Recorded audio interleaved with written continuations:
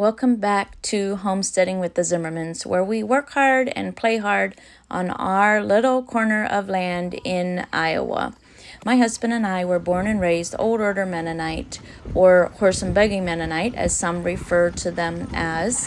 And although we are no longer part of that culture or community, we are intentional about passing on the old-fashioned skills of our childhood to the next generation. Good morning, everybody. It is the very beginning of November and it feels like February outside. In today's video, I'm going to be doing a garden recap and I'm going to try my best to stick to 3 things that did not go as we planned and how we would do things differently next year. And then also I'm going to share 3 things that went better than we expected in the garden. So it is going to be a pleasure for me to go back through the videos and share bits and pieces of our garden journey because it feels like 12 degrees Fahrenheit outside right now. There's 40-mile-an-hour winds and the actual temperature is somewhere in the low to mid 20s. So it's going to be my pleasure to look at those beautiful garden videos and try to feel warm. And last week, it was still 70 degrees outside and we were in shorts and tank tops some of the days, and just 5 days later, we are in winter. That's why we're wearing all the wool, because our bodies, my body anyway, is struggling to acclimate to the sudden frigid temperatures. But I'm a summer loving girl to start with, so winter is not my favorite. In 2022, when I was trying to get this channel up and going, I was doing 2 videos a week, and my midweek video was a garden tour. And I know that lots of you that were here back then really loved the garden tours, and it really is what, it really gave my channel a big boost to do 2 videos a week. So this year, although I filmed a lot of the garden, I didn't share a lot of in-depth about the garden. It was always just little snapshots, and I didn't do a lot of teaching or explaining about our gardens. And I really hope to do more of that next year again. But this channel will grow and change according to where it fits into our family life. Because as much as I enjoy being here with all of you, as much as I enjoy chatting with all of you in the comments, the YouTube channel is not our top priority. So I have to adjust it to what fits with the family.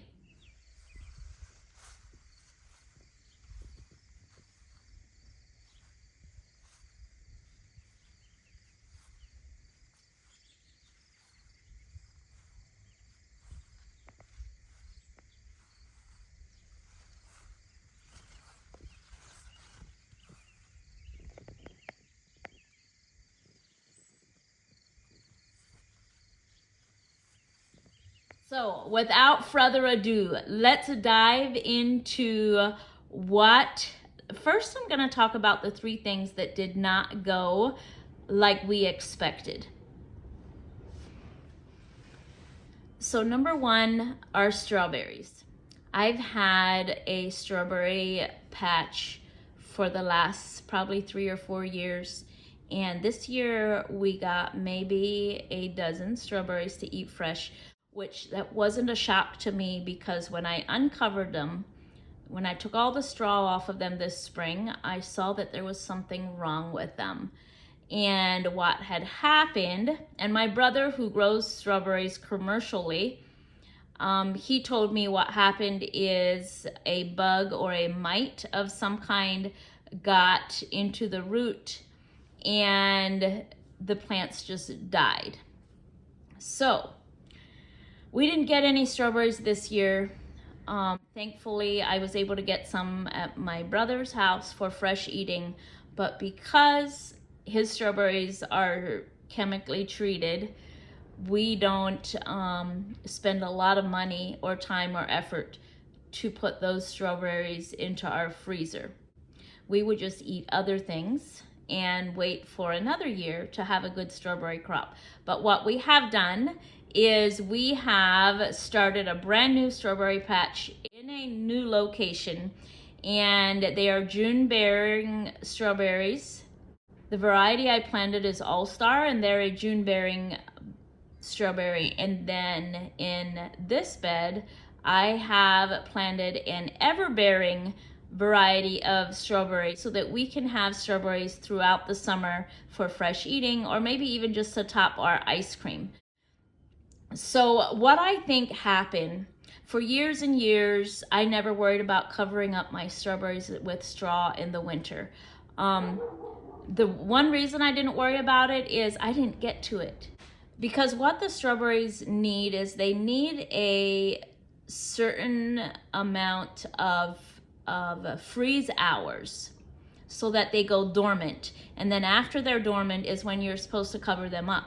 And here in our area, that usually happens by late November or early December. And I just never got them covered. And each year I had an abundant crop. My babies grew up, and come November and December, they're all in school. I have time to go cover these strawberries with straw. And the very first year that I did it, we didn't get as many strawberries, and the plants seemed to kind of die back underneath the straw. And so I kind of pondered it and was like, well, the next year I covered them again. And then that was this spring, I got even fewer strawberries.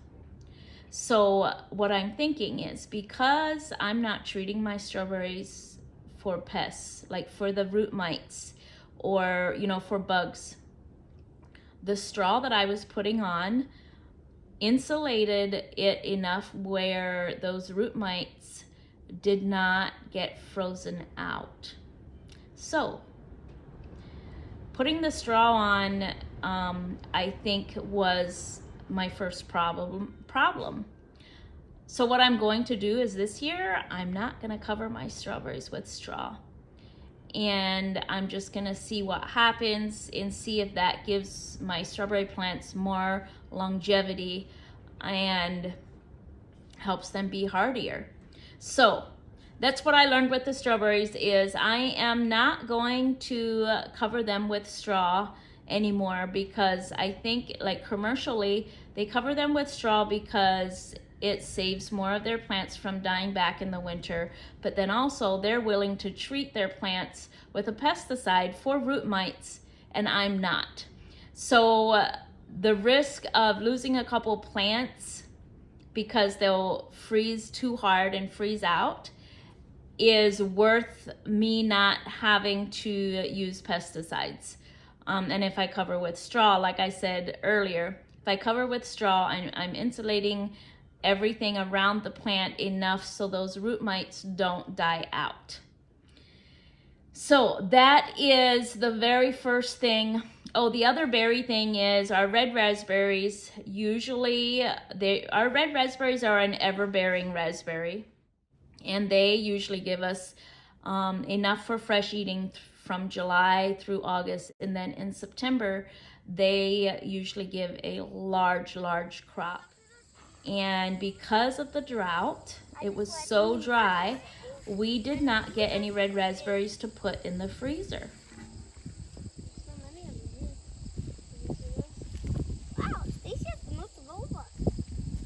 So we have very few red raspberries in the freezer this year, and we don't have any left from last year. So no strawberries, a few quarts of frozen red raspberries, and a couple pints of raspberry jam is about all we got from the red raspberries. The other berry that did not do well this year is my elderberries.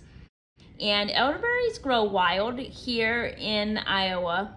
I always just go and take down the wild elderberries, but I know where my favorite bushes are. I keep my eye on them, and I know when I need to harvest them before the birds get them. And well, this year, I didn't get any elderberries because Elvin was doing some clearing with the skid loader, and he took down my favorite elderberry bush. And so I didn't get any elderberries, but the good news is elderberries are really, really hard to kill, and it's already growing back from the root. So next year I'll probably have an abundance of elderberries again. And it's okay because I still have elderberries in the freezer from last summer. So, and I still have elderberry tincture left that I made last summer. And if I want to make elderberry syrup, like an immune boosting syrup, I can use the elderberries that are in my freezer from last summer. So that's kind of the story on how we didn't get berries into the freezer this summer. So the other thing that did not go the way we planned was potatoes. So for the last couple years, we've been using straw to hill our potatoes. We hoe all the ground up as high as we can to hill them, and then we pack straw around them. And what is happening is that straw that we're putting on stays there, and it's here again, it's insulating the soil enough. My potato beetles, they're not mine, I'm not going to claim them, but the potato beetles are not freezing out when we get 30 below zero.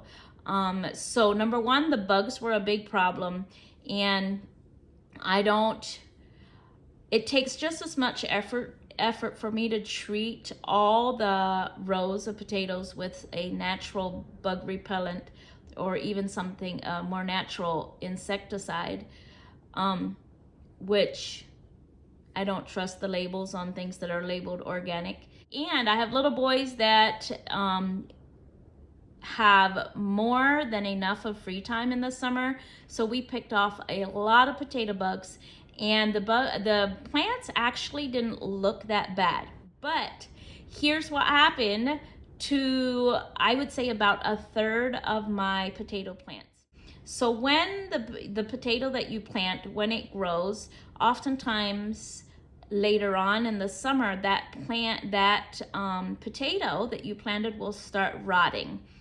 And we have 4 adult dogs, and one of them started going to the garden and digging after those rotten potatoes. And soon it wasn't just one of them, soon it was 2 and 3 of them that were digging out rotten potatoes. And they knew better than to do it when I was home. I would yell at them and chase them out of the garden and scold them, and sometimes I'd go lock them up as a punishment for going to the garden and digging. They know they're not allowed to go to the garden. But here's the thing, sometimes I'd be driving down the road, I'm leaving, and I look over to the garden, and they're headed to the garden because they know Mom is leaving, so nobody's here to supervise us, so we're just gonna go eat potatoes or dig out potatoes. I don't know if it was a pastime or if they were actually after the potatoes to eat them. So we lost about a third of our potato crop to the dogs. And we do have an underground electric fence that keeps our dogs in the backyard. So our son-in-law, who does that as part of his lawn care business, came and he brought the fence up on this side of the garden so that the dogs can no longer get to the garden. So that solved that problem. But the potatoes that we did get are actually beautiful in size. They're much less in number, which has nothing to do with the dogs. I think it has more to do with the summer that we had, weather and precipitation and all that combined. We don't have as many potatoes as far as numbers go, but the ones that we do have are very large and beautiful. And the variety that we planted is the Kennebec, and they are a keeping potato. So let's say instead of having 8 to 10 potatoes per plant, we probably had 4 to 5 big potatoes per plant. So we didn't get as many potatoes as we had hoped. It really wasn't a bad harvest. So the solution was to put the fence on this side of the garden so the dogs can't get to it. But that also means without the dogs in the garden and walking through the garden, I'm probably going to have more rodents in the garden. If the dogs can't walk around in the garden, sniff things out, and just have their scent everywhere, I'm probably going to end up battling more rodents in the garden next season. So the next thing that did not go like we thought it would is the peas. So we plant two different kinds of peas. We plant the snap peas where you eat the shell and everything. And then we plant what some people call English peas or whole peas, where you don't eat the pod. You actually hull them, shell them, and take the peas out of the pod. And those are two different varieties. So the variety that I'm really loving lately is the Penelope. And they get really tall here in our area because we have a very alkaline soil. So that usually means there's a lot of nitrogen in the soil, which means the plant grows really, really tall. And we've always used, in the past, we've always used chicken fence, like chicken wire, to fence our peas and to trellis them and give them something to grow, because I'm planting 1.5 pounds to 2 pounds of peas. So I have 2 to 3 50-foot double rows of peas. So it's not like I can use a cattle panel and let them, climb on there. There's a lot of peas to fence. So not only does it have to be fairly easy to put up, it also has to be economical, because that's 150 feet of fence for my peas. So my mother-in-law was visiting last year, and she was telling me how some people use bale netting for their pea fence, and that way when the peas are all done, they can just burn the bale netting, which is like the plastic wrap or the netting that they use to wrap those big round bales in. So I found a farmer that had some leftover rolls of netting, and we put in tomato stakes, folded the netting in half because the netting's probably 6 foot tall. So we folded it in half and stretched it up where we had planted the peas. And everything was fine and dandy, and I'm like, this is working really, really well. And then the peas kept growing and growing and growing, and they got twice as high as the fence. And so then the fence started tearing from the weight of the peas. So the peas ended up on the floor. A lot of the peas ended up on the ground, in spite of all of our efforts to give them a beautiful trellis to crawl on.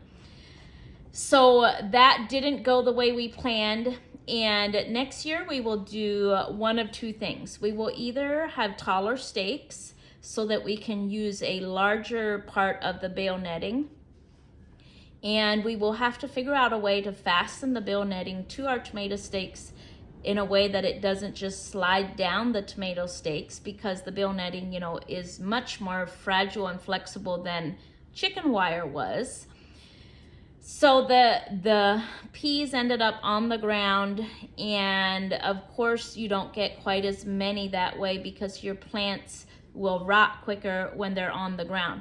Thankfully, we had a very, very dry summer, and so this prevented the peas from rotting where they were on the ground. And we did end up getting, I think we got just under 15 quarts of peas in the freezer.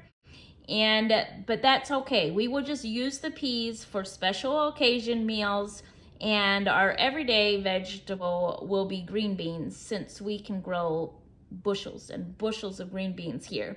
So our everyday vegetable is green beans. The peas that we did harvest are for special occasions only.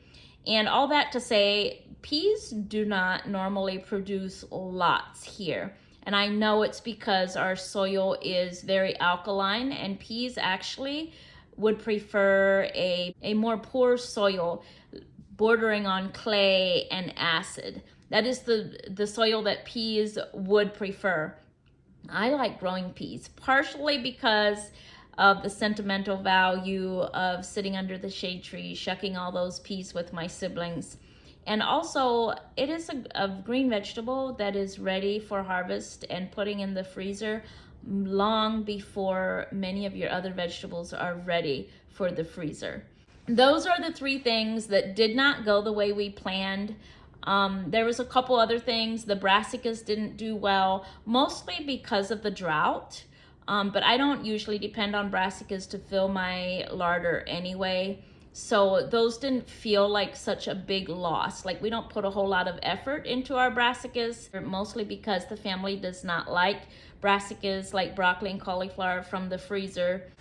So the other thing that did not produce is our cherry tree. So we have a sour cherry tree that is about 15 years old, and it has always not always, it has produced buckets and buckets and buckets full of sour cherries probably for the last 8 years. And we've had more sour cherries than we know what to do with. And last year we got enough to make about 10 to 12 quarts of cherry pie filling. The year before this year, we didn't get any. So two things that I think happened. Number one, the tree is getting older, and it's a dwarf tree, so it's a dwarf sour cherry, so it's not real big. And because it's a dwarf, so it's more of a hybrid, its lifespan is not as long as an heirloom variety of sour cherry tree would be.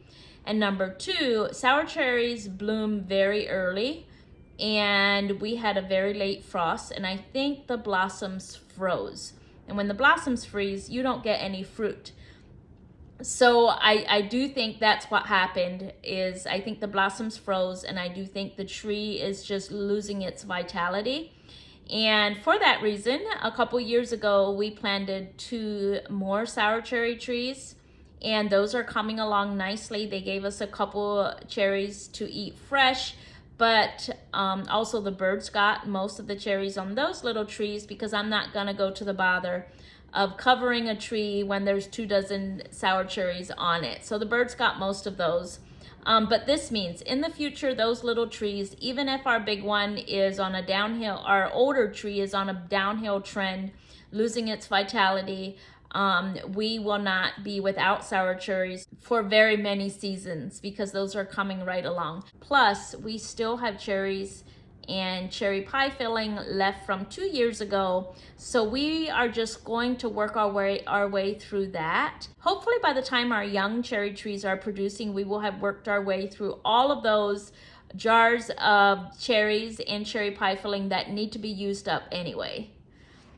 And so that didn't feel like such a big loss as the potatoes and the peas did, because we had put so much effort into them. So those felt and then so much effort, like putting up the fence, and it's a lot to harvest the peas, and it's a lot to shell them, and then to only get 15 quarts, that felt more like a loss than the brassicas did, because of all the effort invested into the peas. So now for the 3 things that produced more than we expected. So like I mentioned earlier, we are, in our county, we are 12 inches behind in our rainfall for this year.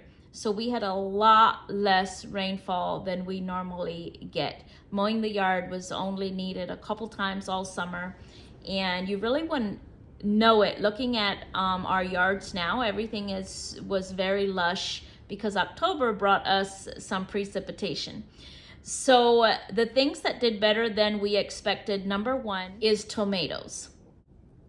So by the time we planted the tomatoes in mid-May, which is when we are safe from frost, it was already fairly dry, and I was already concerned in mid-May, because normally we get plenty of precipitation in May. So soon after I planted the tomatoes, I wanted to cover up the soil to lock in all moisture possible. So I put a big layer of compost down, and then grass clippings, and then we put fence on the tomatoes. And I didn't have high expectations, just because I'm not one to really water my garden, and all the neighbors, everybody was watering their gardens every day, and I didn't, because I err on the side of not enough water, because I know that too much water is very harmful for plants that are sensitive to blight like tomatoes.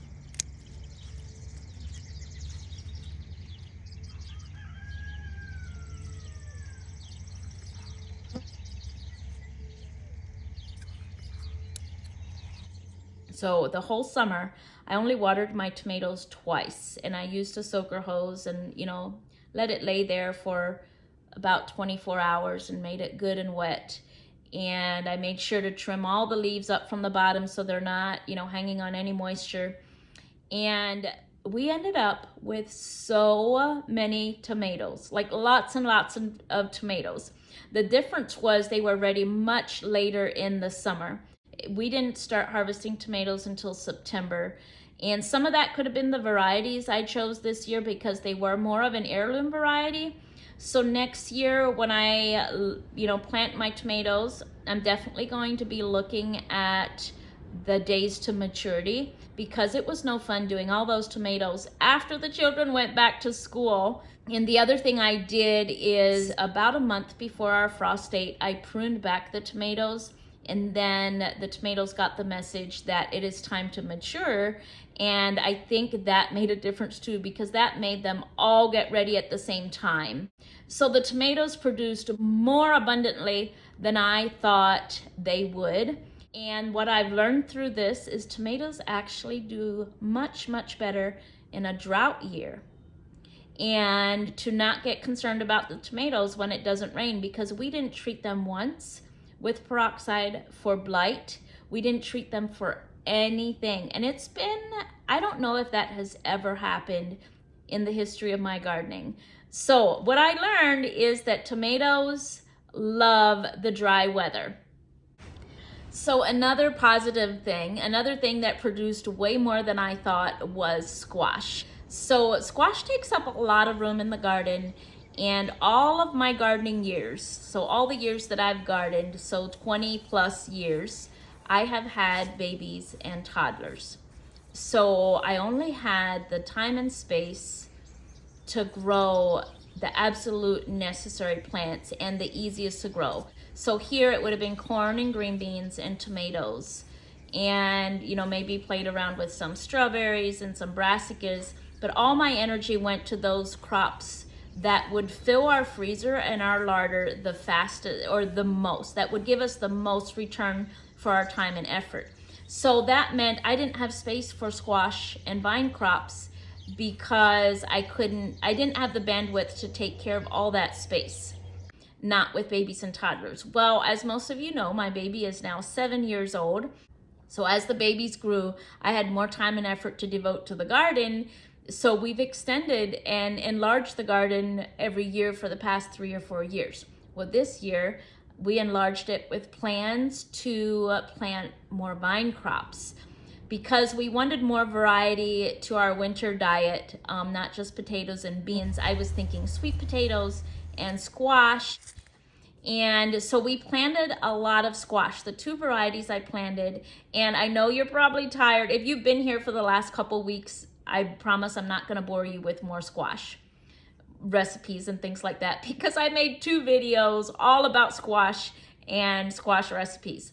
But we planted the Canadian crookneck, which were a gift from Living Traditions Farm. Kevin and Sarah sent me those seeds. And then I also bought the Pennsylvania Dutch neck pumpkins, and I planted them down there in the new part of the garden. And they produced so abundantly, so abundantly. And we will make all things squash and pumpkin, and any that look like they have blemishes or they're going soft, we'll feed them to the pigs, and that will help keep our feed costs down for the pigs this winter. And we'll throw some to the chickens, and they'll eat those seeds. So what I learned is that I don't need to plant so many squash. I can get away with planting about half the amount I did, and I think I probably had 12 hills of squash, and I put through about 3 seeds in each hill. So I can get away with about half of that. So there's what I learned about the squash. So that's the second thing that did so much better than we expected. So the third thing that did so much better than we expected was my grapes.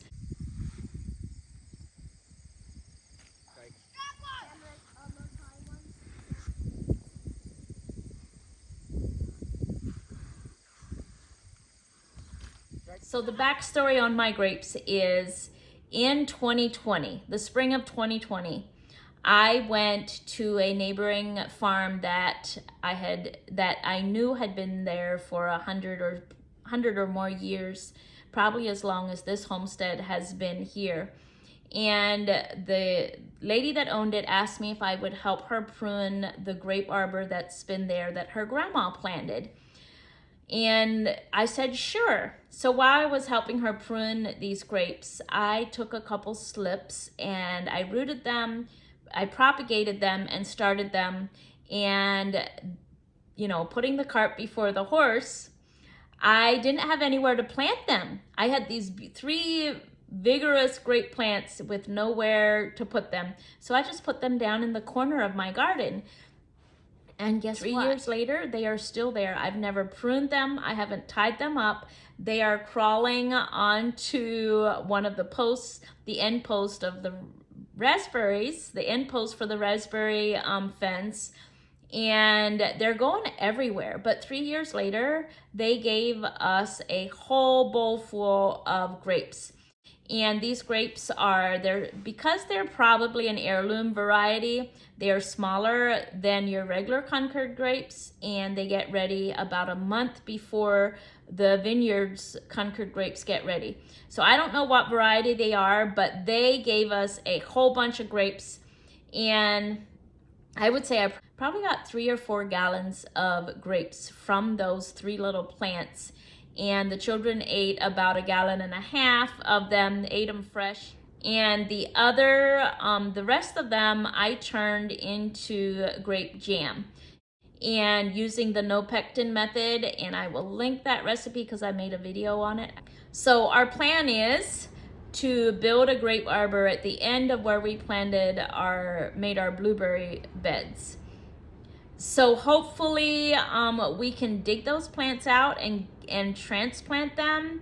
If not, we will have to start over, and I'll have to propagate some new grape plants. But what I learned is that grapes are fairly easy to propagate. And if you plant an heirloom variety or a variety that has been in your area for 100 or so years, if you propagate from those old plants, you don't have to do anything to them. Didn't have to treat them for anything, and the winters are not hard on them because these plants have built immunity to the pests and diseases in this area, and even developed hardiness for our winters. So if I do have to start over with my grape plants, I will definitely go back to that farm and propagate some more of those hardy, smaller, and not as sweet, but not hybrid, and hardier grape plants. It's been great to reflect on what we've learned during this year's garden season, even after having more than 20 years of gardening under our belt. The only thing left in the garden that is green is the kale, and I take a walk every once in a while and offer some to the cows. And while I'm down there, I look around at the garden, and as I'm thankful for everything that the garden produced, I think about the things that we learned, how we're going to do things differently, and even which things we're going to keep the same next year.